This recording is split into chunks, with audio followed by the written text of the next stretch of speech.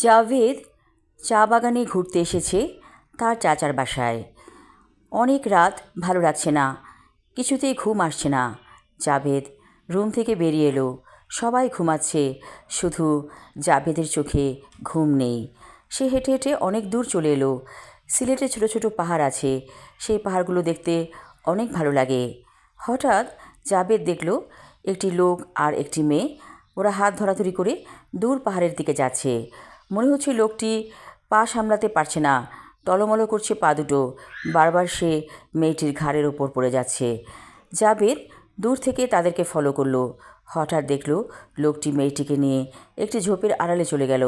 জাভেদের বুঝতে বাকি রইল না কী উদ্দেশ্য ওদের মনে কাজ করছে। হঠাৎ একটি আর্ত চিৎকার। জাভেদ আর দাঁড়াতে পারল না, দৌড়ে চলে এলো সেই ঝোপের কাছে। দেখল মেয়েটি চিৎপটাং হয়ে শুয়ে আছে, আর লোকটি হতভম্ব হয়ে তাকিয়ে আছে মেয়েটির দিকে। জাভেদ বলল, কে আপনি? এই মেয়ে ছেলে নিয়ে এখানে এসেছেন কেন? লোকটি বলল, তুমি সরে যাও, কথা বলবে না। মেয়েটি ভয়ে অজ্ঞান হয়ে গেছে। জাভেদ বলল, জান থাকতে আপনি চলে যান এখান থেকে, নইলে কিন্তু আমি মানুষ জড়ো করব। লোকটি নীরবে সেখান থেকে চলে গেল। বেশ অনেকক্ষণ থাকার পরে মেয়েটি ধীরে ধীরে চোখ খুলল। জাভেদকে দেখে আবার ভয় পেল। জাভেদ বলল, আমি আপনার কোনো ক্ষতি করব না, আপনি উঠে আসুন। কোথায় আপনার বাসা? মেয়েটি বলল, আমার নাম চুমকি, আমরা চা বাগানে কাজ করি। ওই যে লোকটিকে দেখছেন, তিনি সম্পর্কে আমার কাকা হন। অনেক মদ খেয়েছিলেন, তাই তাকে নিয়ে যাচ্ছিলাম বাড়ির পথে, কিন্তু তার মনে কুমতলব কাজ করছিল, যার কারণে আমি ভয়ে চিৎকার করেছিলাম। সে আমার কোনো ক্ষতি করতে পারেনি। জাভেদ বলল, চলুন আপনাকে বাসায় দিয়ে আসি। মেয়েটি হেসে বলল, আপনি আবার ওই কাকার মতো খারাপ নন তো? জাভেদ বলল, আমি যদি না আসতাম তাহলে আপনার সর্বনাশ হয়ে যেত। মেয়েটি বলল, আমার হাত একটু ধরুন, আমি উঠতে পারছি না। জাভেদ মেয়েটির হাত ধরল।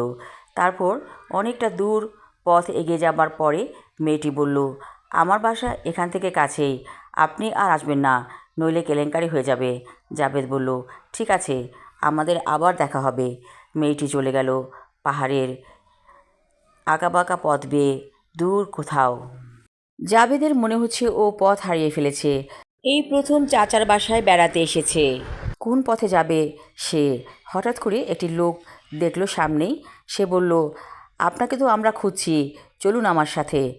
আপনার চাচা ঘুম থেকে জেগে উঠেছে, আপনাকে রুমে না পেয়ে আমাকে খবর দিল যেন খুঁজে নিয়ে আসি।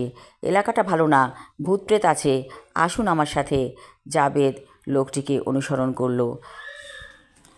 আমি আমার লেখা ছোট গল্প তুমি রবে নীরবে পর্ব 1 পড়লাম।